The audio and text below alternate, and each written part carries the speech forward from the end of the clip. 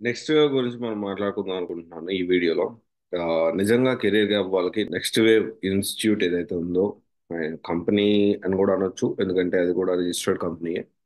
And కాకపోతే institute కాబట్టి, coaching institute ఏదైతే ఉందో అది నిజంగా ఉద్యోగాలు ప్రొవైడ్ చేస్తుందా? అండ్ ఫ్రెషర్స్ కి అంటే జెన్యున్ రివ్యూ ఇది.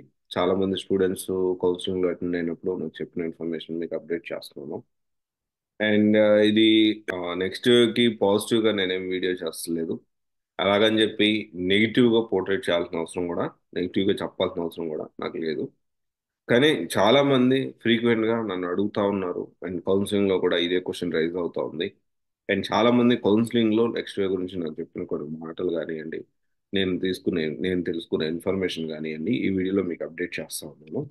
సరే, కెరీర్ గ్యాప్ వాళ్ళకి నిజంగా నెక్స్ట్ జాబ్ ఇస్తుందో ఇవ్వట్లేదో కాసేపు పక్కన పెడదాము. దానివల్ల జాబ్ వస్తుందో లేదో అనేది డెఫినెట్లీ ఒక ఇన్స్టిట్యూట్ అని, ఏదైనా కోచింగ్ ఇన్స్టిట్యూట్ ఏదైనా కానివ్వండి, ఒక 10 మంది స్టూడెంట్స్ జాయిన్ అయితే 10 మందికి అంటే అందరికీ జాబ్లు వచ్చే పరిస్థితి, ఇప్పించే పరిస్థితి. అంటే ఇప్పించడం అంటే ఇక్కడ ఏమవుతుందంటే, ఎవరైనా కానీ ఏ ఇన్స్టిట్యూట్ అయినా కానీ సౌండ్స్ దగ్గర మనకి జాబ్స్ ఉన్నాయి, అప్లై చేసుకోండి, ఇంటర్వ్యూస్కి అటెండ్ అవ్వని చెప్తారు. తర్వాత ఏంటి అంటే, ఆ ఇంటర్వ్యూకి అటెండ్ అవ్వడానికి కావాల్సిన రిక్వైర్మెంట్ సబ్జెక్ట్ కానివ్వండి, రిక్వైర్డ్ స్కిల్స్ కానివ్వండి, నేర్పించి ట్రైన్ చేసి, బాబు ఇలా చెప్తే ఇలా ఉండాలి, ఇలా మనము క్వశ్చన్స్ అడిగే ఛాన్సెస్ ఉన్నాయి, మీరు ఈ విధంగా ప్లాన్ చేసుకుంటున్నారు కాబట్టి అని చెప్పి, ఈ విధంగా అతను ట్రైన్ చేసి పంపించడం జరుగుతుంది. దిస్ ఈజ్ అంటే ఆల్మోస్ట్ ఎవ్రీ ఇన్స్టిట్యూట్ చేస్తుంది. కొన్ని ఇన్స్టిట్యూట్లు చెప్తాయి, చేయకపోవచ్చు. కొన్ని ఇన్స్టిట్యూట్లు ఏమవుతుందంటే అసలు చెప్పవు, చేయవు. ఇంకొన్ని ఇన్స్టిట్యూట్లు చెప్తాయి, చేస్తాయి. సరే, ఏదైనా కానీ ఓవరాల్గా ఏంటి అంటే, ఒక ఇన్స్టిట్యూట్ అయితే ఇలాగే ఉంటుంది, ఏ కోచింగ్ ఇన్స్టిట్యూట్ అయినా కానీ.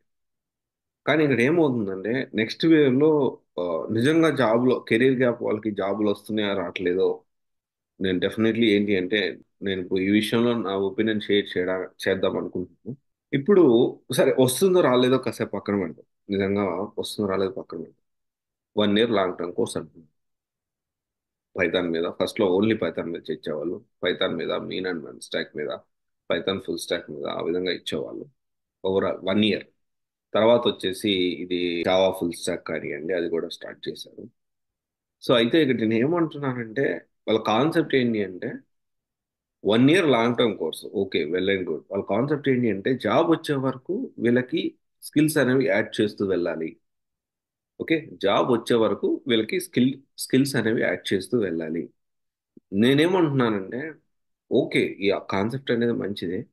కానీ 1 ఇయర్ అంటే ఇప్పుడు ఏమవుతుందంటే, ఒక ఫ్రెషర్కి అంత అవసరం లేదు. ఒక ఫ్రెషర్కి వాడు ఏం చూస్తారంటే, బేసిక్గా కమ్యూనికేషన్ అనేది ఫస్ట్ చూస్తారు. బేసిక్ కమ్యూనికేషన్ చూస్తారు. డెఫినెట్లీ ఇప్పుడున్న పరిస్థితుల్లో చాలా వరకు బేసిక్ కమ్యూనికేషన్ అంటే ఏంటి? ఎస్డి, నా గురించి నేను చెప్పుకోగలడం, ఏం చదివాను, ఎక్కడ చదివాను, ఫ్యామిలీ బ్యాక్గ్రౌండ్ ఏంటి, ఇవన్నీ మనం చెప్పుకుంటాం ఎస్డిలో, సెల్ఫ్ డీటెయిల్స్. అయితే ఇక్కడ అది ఎవరైనా కొంతవరకు చెప్పుకోగలుగుతారు. రిటర్న్ టెస్ట్ ఒకటి. రిటర్న్ టెస్ట్ అంటే సిఆర్టీ అని, ఫైనల్ ఇయర్ బీటెక్లో కానీ డిగ్రీలో మాడినప్పుడు క్యాంపస్ రిక్రూట్మెంట్ ట్రైనింగ్ అని చెప్పి, సో ఫైనల్ అదొకటి అదొకటి ఉంటుంది. సిఆర్టీ చదివితే ఈ రిటర్న్ టెస్ట్ అనేది క్లియర్ చేసేయచ్చు. అండ్ ఇంకొక స్టార్ట్అప్ కంపెనీస్లో direct technical interview, HR interview ఉంటుంది. తర్వాత ఏ టెక్నికల్ అంటే దేని సైడ్ నువ్వు ఎలా ఉంటుంది, కాలేజ్ డైరెక్ట్గా మనం ప్లేస్ అయ్యామంటే మనం డెఫినెట్లీ ఏంటంటే వాళ్ళే ట్రైన్ చేయడం అనేది జరిగేది ఒకప్పుడు. కానీ ఇప్పుడు ఎలా ఉందంటే, కంపెనీస్ కూడా కొంత బేసిక్ స్కిల్ వచ్చినోడు అయితే బెటర్ ఉంటుంది, నేను త్వరగా వాడిని ప్రాజెక్ట్లో కూర్చోబెట్టడానికి అవకాశం ఉంటుంది అని చెప్పి ఆ విధంగా ప్లాన్ చేసుకుంటాం. ఇక్కడ అవన్నీ మనం ఆలోచించాలి. అవన్నీ ఆలోచించకుండా 1 ఇయర్ లాంగ్ టర్మ్ కోర్స్ అంటే, నేనేమంటున్నానంటే అది కూడా రికార్డెడ్ క్లాసెస్, లైవ్ క్లాసెస్ కాదు, రికార్డెడ్ క్లాసెస్ అండ్ నెక్స్ట్ ఇయర్లో ఇచ్చేది. సో డెఫినెట్లీ ఇక్కడ డ్రాబ్యాక్ అవుతుందేమో అని నాకు అనిపిస్తుంది. ఎందుకంటే మనకి ఎలా ఉంటుందంటే, చిన్నప్పటి నుంచి మన టీచింగ్ సిస్టమ్ కానీ, మన లెర్నింగ్ సిస్టమ్ కానీ, మన ఎడ్యుకేషన్ సిస్టమ్ ఏదైతే ఉందో, అంటే మనము డైరెక్ట్ ఎక్కువగా ఈ మధ్య కరోనా నుంచి కొంచెం ఆన్లైన్ అలవాటు పడ్డాం, కానీ అంతకుముందు మోస్ట్లీ ఆఫ్లైన్ ఉంటుంది. సరే, ఇప్పుడు అంతా ఆన్లైన్కి అలవాటు పడ్డాము, ఓకే, వెల్ అండ్ గుడ్. ఆన్లైన్లో లైవ్ క్లాస్ ఎక్స్పీరియన్స్ అనేది డిఫరెంట్, రికార్డెడ్ క్లాస్ ఎక్స్పీరియన్స్ అనేది 100% డిఫరెంట్ ఉంటుంది. రికార్డింగ్ సెషన్ నుంచి చూసుకుంటారా అంటే ఉడిమిలో 600 700కి దొరుకుతుంది. జాబ్స్ అంటారా? జాబ్స్ అనేది డైరెక్ట్ మనం అన్ని పోర్టల్లో లాగిన్ అయ్యి, లింక్డ్ఇన్లో యాక్టివ్గా ఉన్నాం అంటే డెఫినెట్లీ మనం అప్లై చేసుకోవచ్చు. ఇంటర్వ్యూస్ కూడా కాల్ వస్తాయి. ఒకవేళ రాకపోతే మ్యాక్స్ ఒకవేళ ప్రాబ్లం వస్తే హెచ్ఆర్ దగ్గర ప్రాబ్లం, సారీ, మనము ప్రిపేర్ చేసుకునే రెజ్యూమ్ దగ్గర ఏమైనా ప్రాబ్లం అవుతుండొచ్చు. ఆ రెజ్యూమ్ కూడా మనం కరెక్ట్గా ప్రాపర్గా ప్రిపేర్ చేసుకుంటే బాగానే ఉంటుంది. బాగానే కాల్స్ వస్తాయి, ఇంటర్వ్యూస్ కూడా వెళ్తాము. సో ఒక 10 ఇంటర్వ్యూలు కాబట్టి దాంట్లో ఒక్కొక్క పాయింట్, ఒక్కొక్క ఇంటర్వ్యూలో మన ఫెయిల్యూర్కి ఏం కారణాలు నేను నోట్ చేసుకుంటూ ముందుకెళ్ళచ్చు. కానీ ఇక్కడ ఏంటి అంటే 1 ఇయర్ లాంగ్ టర్మ్ కోర్స్ అని ఫ్రెషర్కి ఎలా ఉంటుందంటే అంత అవసరం లేదు. ఫస్ట్ ఆఫ్ ఆల్ ఇదేమి పీజీ డిప్లొమా కాదు, 1 ఇయర్ కోర్స్ చేయాలి, అదొకటి. సో అది ఒక డ్రాబ్యాక్ గా నాకు అనిపిస్తుంది. This is purely my opinion. Definitely 1 year long term course అంటున్నారు, which is not correct. Which is 2 to 3 months is enough. ఇంకొంతమంది తెలివిగల మేధావులు వస్తారు, సార్ 1 ఇయర్ అంటున్నారు, వాళ్ళే కరెక్ట్ కదా, మీరు ఎలా కరెక్ట్ అంటున్నారు అని అంటే నేను ఎందుకు మేధావులను సర్కాస్టిక్గా మాట్లాడుతున్నాను అంటే, ఒక సబ్జెక్ట్ని, ఇప్పుడు ఎగ్జాంపుల్ జావా ఫుల్ స్టాక్ అనుకుంటాం. ఒక సబ్జెక్ట్ని 1 ఇయర్ నేర్చుకుంటే మొత్తం ఫుల్ ఫ్లెడ్జ్ నేర్చుకోగలుగుతారా? 2 ఇయర్స్ నేర్చుకుంటే నేర్చుకోగలుగుతారా? 3 ఇయర్స్ నేర్చుకుంటే నేర్చుకోగలుగుతారా? నేర్చుకోలేరు. ఎలా చెప్తున్నారు అంటే, సి, ఈ సాఫ్ట్వేర్ అనేది it is a never ending process. సాఫ్ట్వేర్లో లెర్నింగ్ అనేది నెవర్ ఎండింగ్ ప్రాసెస్.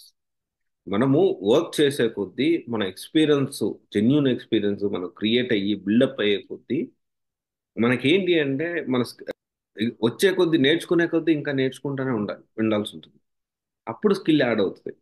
అట్లా కాకుండా ఎంత అంటే ఇప్పుడు ఎలా ఉంటుందంటే, ఎంతసేపు మనము థియరిటికల్ గా కానీ ప్రాక్టికల్ గా కానీ నెట్ ప్రాక్టీస్ చేసేది వేరే ఉంటుంది, ఫీల్డ్లోకి వెళ్ళి చేసేది వేరే ఉంటుంది. Field experience is different. మనము ఒక జాబ్ జాయిన్ అయిన తర్వాత ఆ ఎక్స్పీరియన్స్ ఇస్ డిఫరెంట్. అప్పుడు వచ్చే ప్రాబ్లమ్స్ కానివ్వండి, ఏదైనా కానివ్వండి, అప్పుడు వచ్చే ఎక్స్పీరియన్స్ అనేది చాలా డిఫరెంట్ ఉంటుంది.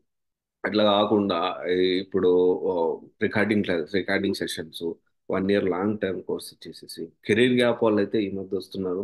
సార్ ముందేమో 100% ఉద్యోగం ఉంటున్నారు, తర్వాత ఏమో ఆ, ఇట్లా మేము ఓన్లీ ఫ్రెషర్స్కే ఎక్కువ వస్తాం, ఎక్స్పీరియన్స్ వాళ్ళు తక్కువ, అదే కెరీర్ గ్యాప్ వాళ్ళు తక్కువ వస్తున్నాయి అంటే కంపెనీస్ యాక్సెప్ట్, కంపెనీస్ మ్యాక్సిమం ఎంతవరకు యాక్సెప్ట్ చేస్తాయి?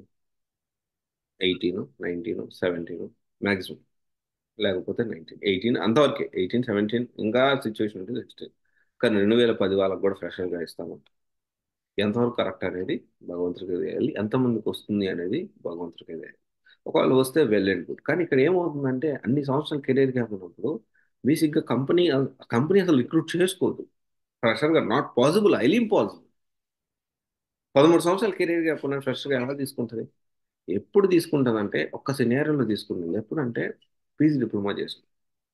సో ఇదేమన్నా పీజీ డిప్లొమా సర్టిఫికేట్ ఇస్తారా? కనీసం ఇంటర్న్షిప్ సర్టిఫికేట్ కూడా ఇవ్వరు. ఓన్లీ కోర్స్ చేసినట్టు సర్టిఫికేట్ ఇస్తారు. అది ఎందుకని ఉపయోగపడుతుందా? ఉపయోగపడుతుందనే అంటే నాకైతే తెలియదు. ఉపయోగపడట్లేదేమో అని నేను అనుకుంటున్నాను. ఎందుకంటే కోర్సు ఒక కోచింగ్ ఇన్స్టిట్యూట్ ఇచ్చే కోర్స్ సర్టిఫికేట్ అనేది డెఫినెట్లీ అంత యూస్ఫుల్ అయితే ఉండదని నేను అనుకుంటున్నాను. ఎందుకంటే అది ఇక మరి మీరు ఆలోచించి డెఫినెట్లీ పీజీ డిప్లొమా చేసింది. ఇప్పుడు డేటా సైన్స్ ఉంది, పీజీ డిప్లొమా చేశారు, ఒక 10 years కెరీర్ కాకుండా కానీ there is a possibility. Diploma చేస్తే మళ్ళీ ఫ్రెషర్గా కెరీర్ జాబ్ తెచ్చుకోవడానికి కొంతవరకు పాసిబిలిటీ ఉంది.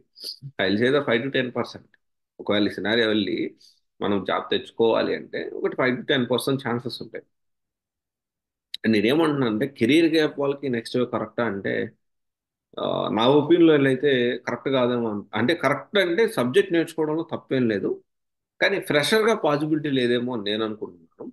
ఒకవేళ పాసిబిలిటీ ఉండి ఎవరన్నా అక్కడ ఈ జాబ్స్ తెచ్చుకున్నారంటే ఎలాంటి ప్లాన్ జాబ్ తెచ్చుకున్నారు, ఏ విధంగా వాళ్ళు ఆ, ఎవరైతే ఉన్నారో ఎలాంటి ప్లాన్స్ ప్రొసీడ్ అయ్యారు అనేది డెఫినెట్లీ మీరు ఒక ప్రాపర్ వేలో అదే కమెంట్ చేస్తే డెఫినెట్లీ నేను అప్రూవ్ చేసి దాని గురించి డిస్కస్ చేస్తాను. అది ఏదైతే క్లారిటీ చెప్తాను. అండ్ అయితే ఇక్కడ నేనేమంటున్నాను అనేది మీకు అర్థమైంది అనుకుంటున్నాను. So and at the end of the day చాలా మంది వచ్చి నేను నెక్స్ట్ వేలో జాయిన్ అవ్వచ్చా, కెరీర్ గ్యాప్ ఉన్న నెక్స్ట్ వేలో జాయిన్ అవ్వచ్చా అనే వాళ్ళకి ఏంటి అంటే at the end of the day career is yours. మీ కెరీరే కాబట్టి ఒకసారి మంచిగా ఆలోచించి డెసిషన్ తీసుకోండి. నా ప్యూర్లీ పర్సనల్ ఒపీనియన్ తీసుకోవాలంటే you can attend for counselling. అప్పుడు నేను చెప్పగలుగుతాను. సో ఇది నేను జాయిన్ అవ్వాలా వద్దా, ఇప్పుడు ఇలా ఉంది సినారియో నాది, 2019లో పాస్డ్ అవుట్, నా బ్యాక్గ్రౌండ్ ఇది, నేను ఈ సినారియోలో ఉన్నాను, నేను ఇప్పుడు జాయిన్ అవ్వచ్చా, జాయిన్ అయితే నాకు జాబ్ వచ్చే ఛాన్సెస్ ఉన్నాయా, నెక్స్ట్ వాళ్ళు ఎంతవరకు సపోర్ట్ అంటే నా సినారియోలో చేసేదానికి అవకాశం ఉందా అనేది definitely you can attend for friends.